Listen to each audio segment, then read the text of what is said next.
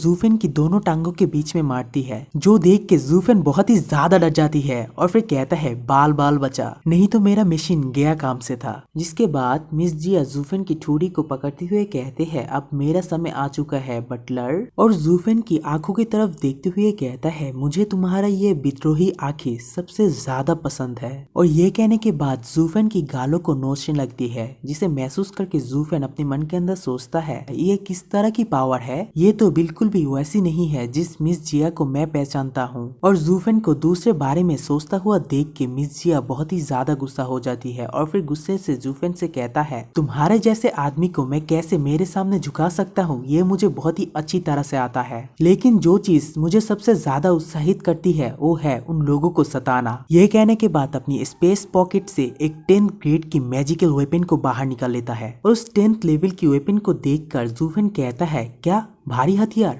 आहा ओह ये सच में बहुत ही ज्यादा डरावना है, क्या तुम इससे मुझे मारने वाले हो। जिसके बाद जूफिन थोड़ा सा हंसता है और फिर मिस जिया को गुस्सा दिलाने के लिए कहता है हमारी लू फैमिली के जो एल्डर लेडी है वो सच में एक बच्चे की तरह है, लेकिन गुस्सा होने पर ये बिल्कुल एक सुअर की तरह दिखता है और तुम भी बिल्कुल उनकी तरह ही हो। इसमें कोई आश्चर्य नहीं, मुझे तुम्हारे मंगेतर जियाओटिंग को मारने के लिए कई बार कई घर में जाना पड़ा। वैसे भी क्या तुम्हारे पास कोई दिमाग नहीं है जो तुम इसे देख नहीं पाए, उसे तुम्हारे फैमिली के बटलर ने ही धोखा दिया था और आखिर में देखो क्या हुआ, तुम्हारे मंगेतर की फैमिली पूरी तरह से बर्बाद हो गया। जो सुनने के बाद मिस जिया बहुत ही ज्यादा गुस्सा हो जाती है, जिस वजह से वो उस मैजिकल वेपन यानी कि हथौड़ी की मदद से जूफिन के मुंह के ऊपर एक स्ट्राइक करती है और वो स्ट्राइक खाने के बाद जूफिन अपने मुंह से खून थूकता है और फिर उससे कहता है क्या तुम इतना ही कर सकते हो, और उसे चिढ़ाते हुए कहता है क्या तुमने आज खाना नहीं खाया है या फिर तुम्हारे जैसे पिग को आज खाना नहीं दिया गया है। जो सुनने के बाद मिस जिया बहुत ही ज्यादा गुस्सा हो जाती है और फिर उससे कहता है वाकई में तुम तो बहुत ही ज्यादा जोश से भरे हुए हो, तो फिर चलो मैं तुम्हें थोड़ा और प्यार दे देता हूँ। और दोबारा से जूफिन के ऊपर उस हथौड़े की मदद से हमला करते हुए कहता है तुम अपने दांतों को तोड़ने के लिए तैयार हो जाओ, और उस मैजिकल वेपन की मदद से जूफिन के ऊपर एक जोरदार हमला कर देती है। लेकिन जूफिन उस हमले को भी बर्दाश्त कर लेती है और फिर उससे कहता है ओ बड़ी मिस, लगता है तुमने खाना तो खाया है लेकिन वो खाना तुम्हारे खुद के बनाए हुए बेकार खाना था और शायद उसी से तुम्हारा पेट और दिमाग खराब हो चुका है। ही। जो सुनने के बाद मिस जिया बहुत ही ज्यादा गुस्सा हो जाती है और दोबारा से जूफिन के ऊपर हमला करते हुए कहता है इस बार तुमने मुझे बहुत ही ज्यादा गुस्सा दिला दिया है, और उस मैजिकल वेपन की मदद से जूफिन के ऊपर हमला करते हुए कहता है तुम चुप रहो। और उस हमले की वजह से वहाँ पर एक जोरदार ब्लास्ट होती है, जिस वजह से वहाँ के ग्राउंड चकनाचूर हो जाती है। और उस ब्लास्ट को देखकर मिस जिया कहती है तुम्हारे साथ तो वाकई में बहुत ही ज्यादा बुरा हो गया है। और उस जगह की मलबे को देखकर वो कहती है गड़बड़ हो गया है, क्या मैंने उसे मार तो नहीं डाला। और उस मलबे के अंदर से जूफिन बाहर निकलकर बड़ी स्पीड से उसके ऊपर हमला करने के लिए आ गया है और मिस जिया के पास आते ही उसके चेस्ट के ऊपर एक एक्यूपंक्चर पॉइंट को दबा देती है। और उस एक्यूपंक्चर पॉइंट को दबाते हुए जूफिन उससे कहता है तुम तो मेरे सोच से भी ज्यादा बेवकूफ हो, इतनी आसानी से मेरे बनाए हुए जाल के अंदर फंस चुके हो, अब अगली बारी मेरी है तुम्हारे साथ खेलने की। दूसरी तरफ मिस जिया उसकी उंगली को देखते हुए कहते हैं ये कैसे हो सकती है, मेरी पावर तो सील हो चुका है, लेकिन बिना कल्टीवेशन के वो ऐसा कैसे कर सकती है। तभी हमारा जूफिन कहता है ये है एक्यूपंक्चर टेक्निक, जिसे परफॉर्म करने के लिए किसी भी तरह से मार्शल एनर्जी की जरूरत नहीं पड़ती।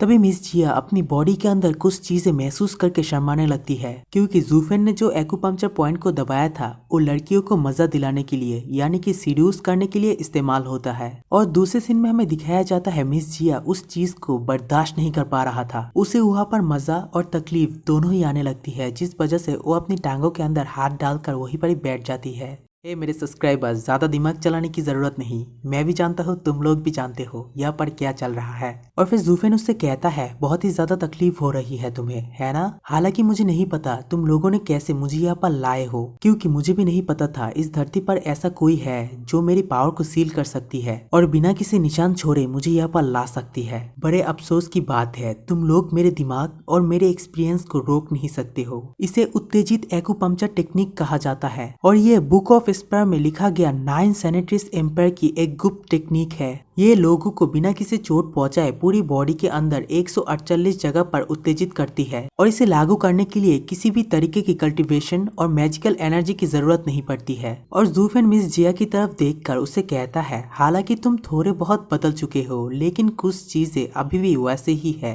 अब इस समय तुम्हारे ख्यालों के अंदर एक छोटी सी दुष्ट चीजें भी तुम्हें बहुत ही ज्यादा परेशान कर सकती है। उदाहरण के लिए अगर तुम गुदगुदी के बारे में सोचोगे तो इससे तुम्हें बहुत ही ज्यादा गुदगुदी महसूस होगा। यह एक ऐसी स्थिति है जो किसी को इस हद तक गुदगुदी महसूस करवा सकती है जिससे लोग हंसी को रोक नहीं पाता और मरने के लिए भी तैयार हो जाती है। हालांकि ये चीज ज्यादा देर तक नहीं रहता है, इसीलिए इस एक्यूपंक्चर टेक्निक खत्म होने से पहले ही मुझे उसका फायदा ले लेना चाहिए।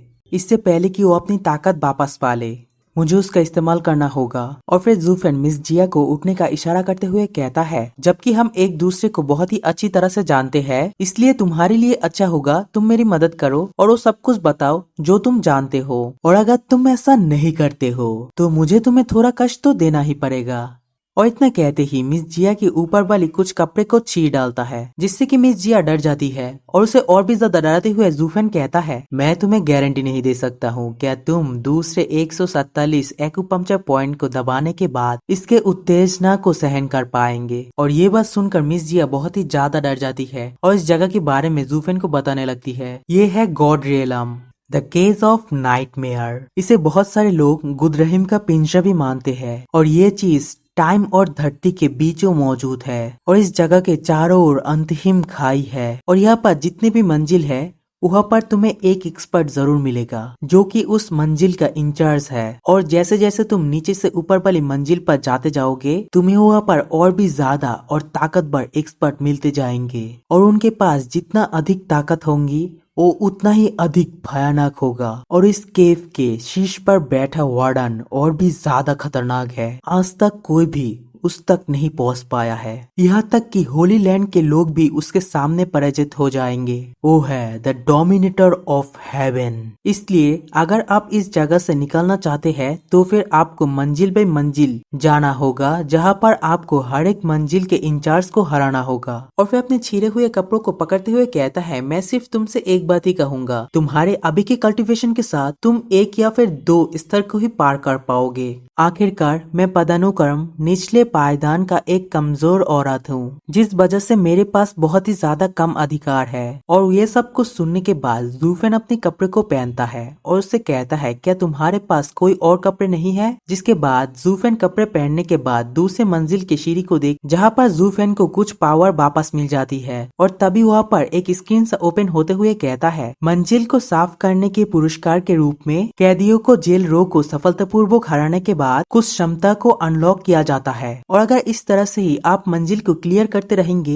तो पुरस्कार के रूप में आप अपने स्तर को बेहतर बना सकती है। तो हमें ज़ूफ़ेन को दिखाया जाता है जो कि अपने ब्लडी बेबी को वापस पा लेता है। तभी वो सिस्टम कहता है ब्लड चाइल्ड को वापस दिया गया है, इसके साथ कल्टीवेशन को भी बढ़ा दिया गया है। तभी मिस जिया कहता है, लेकिन मुझे डर है आपकी वर्तमान स्तर के साथ आप वार्डन तक नहीं पहुँच पाएंगे, उससे पहले ही आपको किसी के द्वारा कब्जा किया जाएगा। तभी ज़ूफ़ेन एक डेविल से स्माइल देते हुए कहता है, तुम्हें क्या लगता है मैं वास्तव में कौन हूँ? मैं बिल्कुल चुनौतियों की तरह हूँ जिसे कि नीचे झुकाना काफी ज्यादा मुश्किल है। इसी के साथ ये वाला एपिसोड यहीं पर एंड होता है।